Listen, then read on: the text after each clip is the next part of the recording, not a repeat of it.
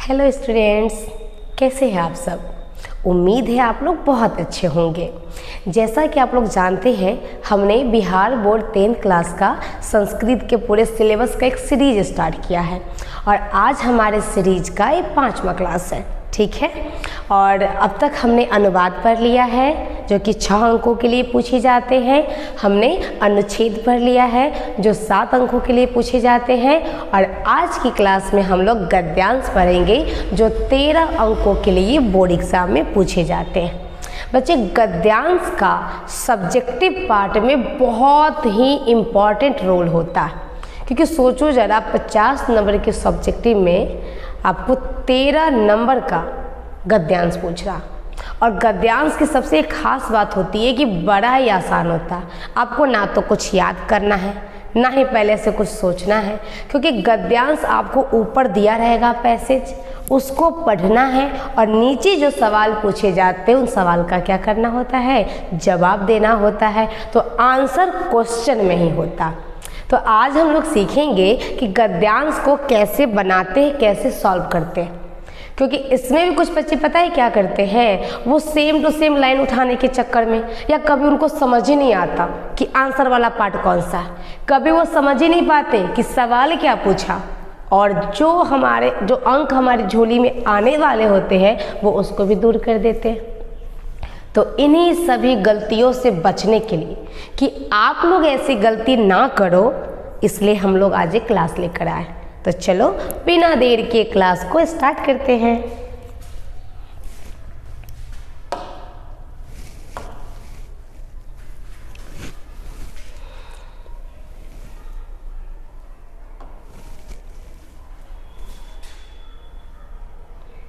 चलो बच्चों, मैं आपके सामने प्रीवियस ईयर में पिछले साल पूछे गए गद्यांश के कुछ क्वेश्चन को लेके आई हूँ। मैं प्रीवियस ईयर इसलिए लेके आई हूँ ताकि आप डायरेक्ट बोर्ड लेवल के क्वेश्चन को करना सीख जाओ, क्योंकि बहुत कम समय बचे हमारी परीक्षा में। अब नहीं तो कब, अभी सीखना है। चलिए, आप देखोगे कि यहाँ पे 2 गद्यांश दिया हुआ है। कितने गद्यांश हैं? 2 गद्यांश दिए। बच्चे, आपके एग्जाम में ना 2 गद्यांश आते हैं। एक आते हैं 7 अंक के लिए और एक आता है 6 अंक के लिए। मेरे ख्याल से येलो कलर दिख रहा होगा, नहीं दिख रहा तो मैं कोई और कलर ले लेती हूँ। देखो, एक 7 अंक का और एक 6 अंक का। जो 7 अंक का आता है, आप क्वेश्चन देख रहे होगे, यहाँ पे एक पैसेज दिया, देखो एक गद्यांश यहाँ पे दिया है। इसको आपको एक बार बहुत अच्छे से पढ़ लेना, क्योंकि जब आप पढ़ लोगे तो आपको समझ में आएगा। जब एक बार आपने इसे पढ़ लिया तो फिर उसके क्वेश्चंस को एक बार पढ़ लो। ये पहली बार करना, पहले पूरा गद्यांश पढ़ना है, उसका सारा क्वेश्चन पढ़ना। अब दूसरी बार में उसको बनाते हुए चलना। तो आप प्रश्न पढ़ो, फिर इसका आंसर ढूंढो, ठीक है। तो ये जो एक पद लिखा है ना बच्चे, एक का मतलब एक होता है, पद का मतलब शब्द होता है। तो एक पदेन का मतलब एक शब्द में उत्तर देना। जरूरी नहीं कि एक शब्द, अगर कोई आंसर 2 शब्द का है, 3 शब्द का है तो लिख सकते हैं। वाक्य में नहीं लिखना है, शब्द में लिखना है, ठीक है। तो यहाँ पे 2 सवाल है, तो ये दोनों के लिए आपको एक नंबर मिलेगा। ये आपका 1 नंबर का 2 सवाल होता। अब यहाँ लिखा है पूर्ण वाक्येन। पूर्ण मतलब पूरे, वाक्येन मतलब वाक्य, यानी पूरे वाक्य में उत्तर देना। इस सवाल का जवाब आप वाक्य में लिखोगे, ठीक है। अब ये भी 2 सवाल होता है और 2 नंबर का होता है। एक सवाल 2 नंबर का, ठीक है। अब यहाँ देखो, ये वाले यहाँ इसको बच्चे ना नज़रअंदाज कर देते, छोड़ देते, जो कि बड़ा आसान होता है और 1 नंबर तो बड़ी आसानी से इसका मिलता है, 1 नंबर का होता है। इसको आप समझेंगे कि इसमें करना क्या होता। लिखा अस्य, अस्य मतलब इस, गद्यांश अस्य यानी इस गद्यांश का, एकम यानी एक, समुचितम, समुचितम समजोड़ उचितम। मैं संधि भी पढ़ाऊंगी तो आपको समझा दूंगी। समजोड़ उचितम है ना, यानी जो इसके लिए उचित हो। एक ऐसा नाम चुनिए जो इस गद्यांश पे फिट बैठता हो। इसी का जो आप कंसेप्ट पढ़ोगे, इससे जो कंसेप्ट निकल के आएगा वही होना चाहिए इसका नाम। शीर्षक दिया ना, शीर्षक का मतलब नाम होता है। इस क्वेश्चन का मतलब होता है कि आपने पूरे गद्यांश को पढ़ा और उसके विषय को समझा, तो आपके ख्याल से उस गद्यांश का क्या नाम होना चाहिए, एक नाम देना होता, उसके 1 अंक मिलते हैं। आपने इतनी सारी कहानियाँ पढ़ी है, हर चैप्टर का एक नाम होता है ना। जैसे संस्कृत में मंगलम पाठ पढ़े, ये नाम, ये शीर्षक है। आपने दूसरा पढ़ा पाटलिपुत्र वैभवम, ये भी शीर्षक है उस पाठ का। आपने पढ़ा अलस कथा, ये भी शीर्षक है उस चैप्टर का। उसी तरह इस गद्यांश का भी आपको क्या करना है, एक शीर्षक, एक नाम देना। क्या समझ में आई? तो आप देखोगे 2 नंबर का एक पदेन, 4 नंबर का पूर्ण वाक्य और 1 नंबर का शीर्षक। टोटल कितने अंक? 7 अंक। ये तो मैं आपको क्वेश्चन भी समझा रही हूँ कि अंक कैसे आते हैं। तो ये 7 अंक का, ये 6 क्यों है? तो इस बारे में ना बच्चे शीर्षक नहीं रहता, बस इसमें आपको 2 क्वेश्चन एक पदेन के और 2 क्वेश्चन पूर्ण वाक्य के। तो हो गया 2 और 2 दूना 4, 6 अंक का। ठीक है, अब एक चीज़ ना ध्यान से देखना, बहुत सारे बच्चों ने मिस्टेक किया है, मैंने बहुत सारे बच्चों से फीडबैक लिया। बच्चे क्या करते हैं, देखो ये जो आपको दिख रहा है ना 6 अंकों का, इसमें 2 क्वेश्चन दिए जाएंगे। जैसे मान लो ऐसे लिखा रहेगा, गद्यांश दे दिया टॉपिक, ऐसे लिखा हुआ है, मैं दूसरा पेन ले लेती हूँ। ऐसे लिखा रहेगा 1 और इसमें दिया रहेगा अपठित गद्यांश। अपठित का मतलब है जिसको आपने अपने पाठ्य पुस्तक में, अपने सिलेबस में नहीं पढ़ा, एक कहीं से भी ला सकते हैं, किसी भी बुक से कहीं से भी ला सकते हैं। अपठित, आपने पढ़ा नहीं था उसको, अपठित गद्यांश लिखा होगा। ठीक है, अब इसमें कर देगा क। अब इस क में 2 गद्यांश देगा, एक गद्यांश दिया और फिर अथवा, अथवा करके एक और गद्यांश देगा, फिर देगा ख। इसमें भी आपको एक गद्यांश देगा और अथवा करके फिर दूसरा गद्यांश देगा। अब कुछ बच्चे क्या करते हैं ना, उनको लगता है 2 बनाना है ना, उन्होंने बना दिया, क का ही दोनों बना दिया। बताओ, अगर क का गद्यांश 7 अंक का था और ये 6 अंक का था, तो आप इसमें से 1 बनाओगे तब 7 अंक मिलेंगे, फिर इसका 1 बनाओगे तो फिर 6 अंक मिलेंगे। ऐसा नहीं कि इसी का दोनों बनाना, इसी का दोनों बनाओगे तो गए काम से, कोई 1 का ही मार्क्स मिलेगा। तो इस बात का आप ध्यान रखेंगे। ठीक है, तो ये तो मैं आपको समझा रही थी कि किस प्रकार के क्वेश्चन आते हैं, वो उसका क्या अंक होता है। ठीक है, अब मैं आपको समझा रही हूँ कि गद्यांश बनाना कैसे।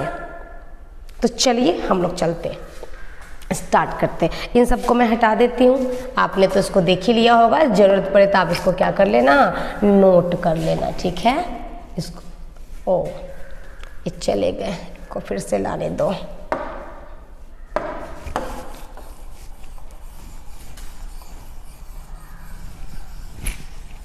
चलो ये सब हटा दे रही हूँ क्योंकि अब मुझे समझाना है, तो इनकी ज़रूरत नहीं है।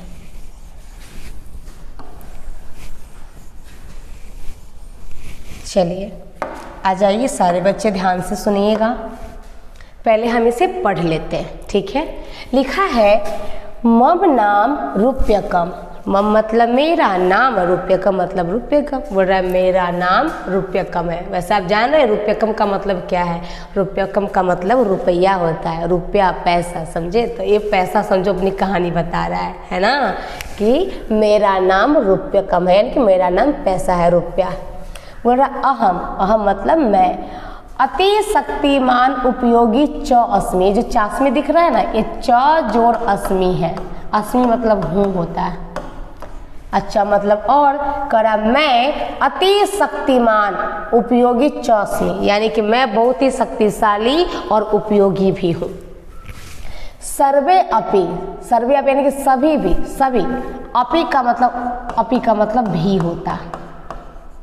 अच्छा ये मीनिंग आप सोच रहे होगे कि मिस आपको तो पता है तो आप कर ले रहे हैं। अगर आपको अर्थ नहीं पता ना, आप कभी भी कर सकते हो। एक काम करती हूँ, मैं आपको ऐसे बताती हूँ, जैसे मान लो आपको इसका मीनिंग नहीं पता, फिर भी कैसे बनाना ये करके मैं आपको बताती हूँ। एक बार पढ़ लेते हैं। सर्वे अपि माम लब्ध्वा आत्मानं धन्यं मन्यते मदर्जनाय सततम यतन्ते सुरक्षितेषु स्थानेषु निधाय माम। रक्षां कुर्वन्ति। मां विना लोक आत्मानं दरिद्रं पापात्मानं च मन्यते चौरा ममार्थे प्राणान् अपि अभिगण्य साहसम् अनुतिष्ठन्ति। धनाढ्यो जना मम महत्वं जानाति बाला अपि माम् इच्छन्ति स्त्रिया अपि मां कामयन्ते वृद्धो जना मां प्रति लुब्ध दृष्टया पश्यति लोकस्य कोमल हस्तलतलेन पृष्टो अहं प्रीतो अस्मि मयि बद्धा जनानां स्नेहमयी दृष्टि मम उत्साहं जनयति। मान लो आपको नहीं पता है इसका मतलब, ठीक है। अब हम क्वेश्चन पढ़ते हैं। के रूप्यकम इच्छन्ति, के का मतलब होता है कौन, इतना तो जानना पड़ेगा प्रश्न का मतलब, ठीक है। रुपये का मतलब पैसा, इच्छन्ति मतलब इच्छा रखना, ये तो आप ऐसे ही जान जाओगे, यानी पैसे की इच्छा कौन रखते हैं। अब यहाँ पर देखो कुछ बच्चे ना ये खोजने लग जाते हैं कि कहाँ पे इच्छन्ति दिया है, मैं वही देखता हूँ। तो गौर से देखोगे ना तो बोला है कि सभी चाहते हैं, सभी, ऐसे भी आप जानते हो, बोला ना सर्वे अपि माम लभद्वा आत्मानम धन्य मन्यते, सभी पैसे चाहते, मदर्जनाय यानी कि जो पुरुष है वो भी चाहते हैं, ठीक है। उसके बाद यहाँ, अच्छा यहाँ तो दिया ही है, ज़्यादा टेंशन लेने की क्या ज़रूरत है। देखिए यहाँ पे क्या लिखा है, के रूप्यकम इच्छन्ति, ठीक है। तो हम क्या करेंगे, देखेंगे इच्छन्ति शब्द कहाँ पर है। देखो यहाँ पर दिया है इच्छन्ति, है ना, यहाँ से दिया। बाला अपी, तो अपी का मतलब बच्चे भी, यानी कि और लोग होंगे, तो बाला दिया है ना। स्त्री, देखो कामयन्ते, कामयन्ते का मतलब भी चाहना होता है, तो क्या होगा, स्त्रियाँ भी होगा, है ना। तो आप इसमें दो शब्द भी लिख सकते हैं। आप क्या लिखोगे, इसको हटाने दो, आप यहाँ पे क्या लिखोगे, बाला, या तो आप च लिखो या तो कॉमा, तो कॉमा लिख देते हैं स्त्रियाँ, हो गया, ठीक है। अब है चौरा, चौरा मतलब चोर। चौरा रूप्यकार्थे कान यानी किन्हें, अभिगण्य साहसम अनुतिष्ठन्ति, ठीक है। अभिगण्य का मतलब होता है त्याग देना, करे कि चोर पैसे के लिए किसको त्यागने के भी साहस कर लेते हैं। मतलब नहीं भी पता है तो देख लो, यहाँ दिख रहा है ना अनुतिष्ठन्ति, देखो यहाँ पे लिखा है चौरा ममार्थे प्राणान, कान दिया द्वितीय का बहुवचन और यहाँ पे प्राणान द्वितीय का बहुवचन। ज़्यादा आपको सोचना भी नहीं पड़ेगा, आप सीधे क्या लिख दोगे, प्राणान, हो गया, काम खत्म, मिल गया आपको 2 नंबर। अब पूर्ण वाक्य तो और आसान होता है, क्योंकि यहाँ पे ना वाक्य सीधे दिया रहता है, तो आप उसको वैसे भी कर सकते हो, ठीक है। देखो क्या लिखा है, का मतलब कौन, ठीक है, का मतलब कौन, रूपकस्य यानी रुपये के लिए, उत्साहम उत्साह जनयति मतलब दिखाते, करे कौन पैसे के लिए, रुपये के लिए उत्साह दिखाते हैं। तो हम लोग यहाँ पे देखेंगे, सीधे दिख रहा है, देखो जनाना, करा जना नाम स्नेहमयी दृष्टि मम उत्साहम जनयति। तो आपको ज़्यादा कुछ नहीं करना, सारे लाइन क्वेश्चन की होंगे, बस का की जगह पे क्या लिख देना है, जना ना, बस जना ना रूपकस्य उत्साहम जनयति।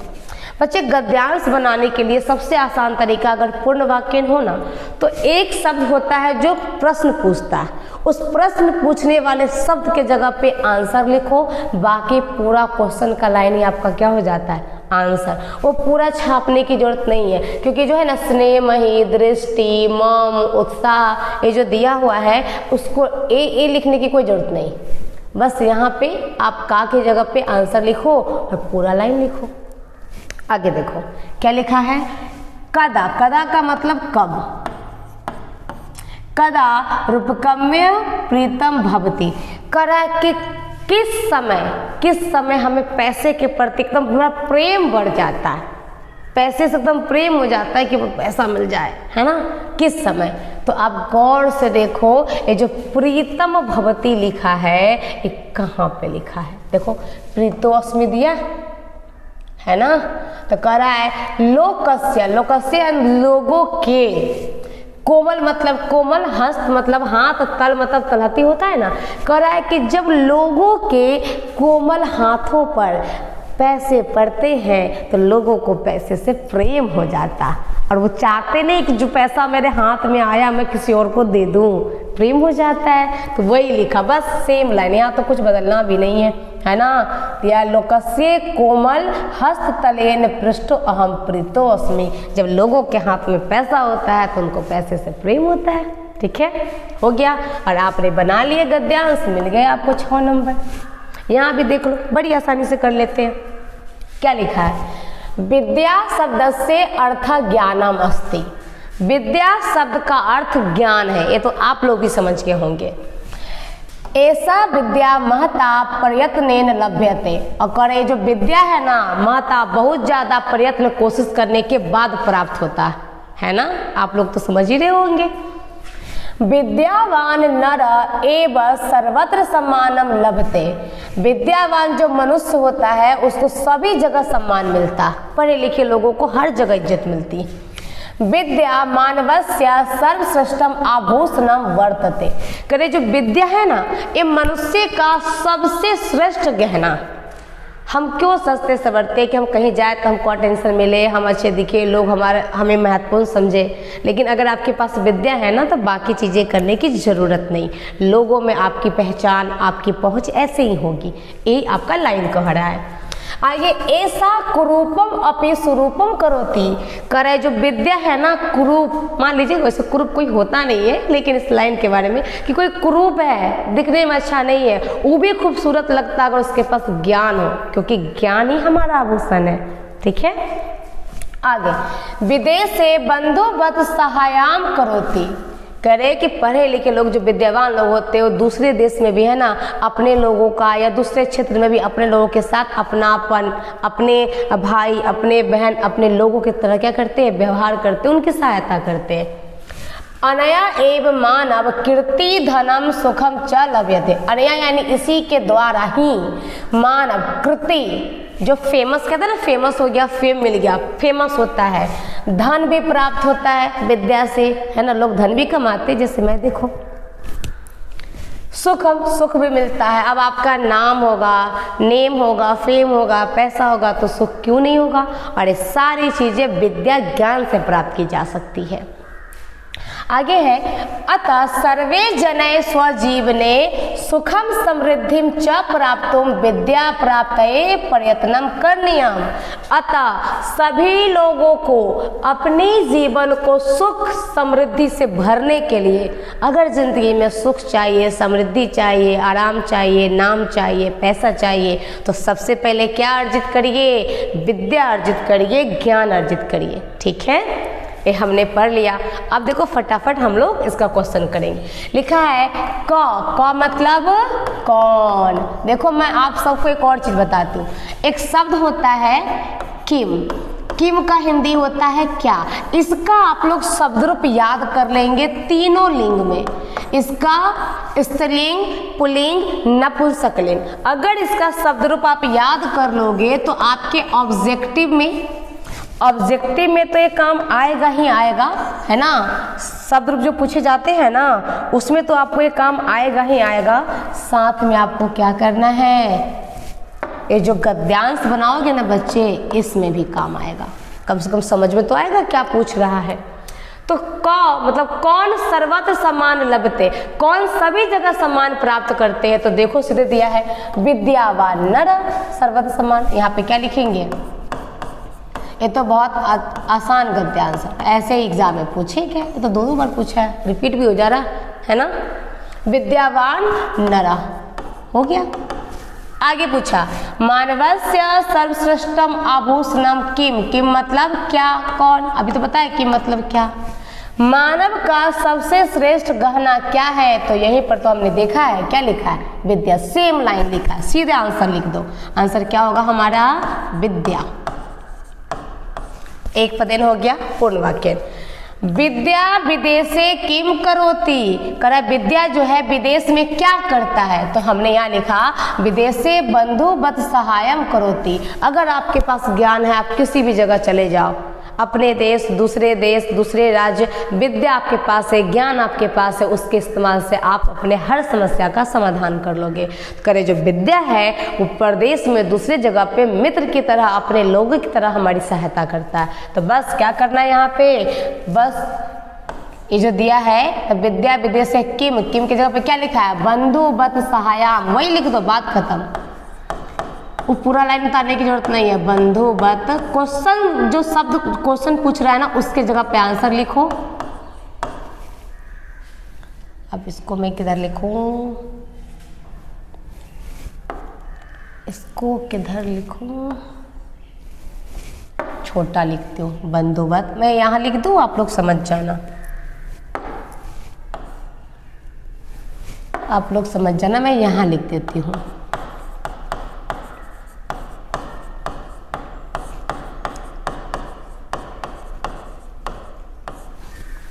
इसकी जगह पे विद्या विदेशे बंधुवत सहायाम करोति, हो गया आंसर। आगे देखो, विद्या प्राप्ताय किमर्थम यत्नम करणीयम। किमर्थम मतलब कैसा, विद्या प्राप्त करने के लिए कैसा यत्न, कैसी कोशिश करनी है हम लोगों को। तो देखो दिया है कि विद्या प्राप्त है, इसने प्रयत्न दे दिया है, कैसी, अच्छा सॉरी, इसका किमर्थ मतलब किस लिए कर रहा है कि विद्या प्राप्त हम लोग करेंगे तो किस लिए, क्यों यत्न करना है। तो देखो यहाँ पे दिया है स्वजीवने सुखम समृद्धि च प्राप्तुम, यानी कि हमें अपने जीवन में सुख समृद्धि चाहिए, इसलिए हम विद्या प्राप्त करने की कोशिश करेंगे। तो यहाँ पर तापे लिख सकते हो, यहाँ से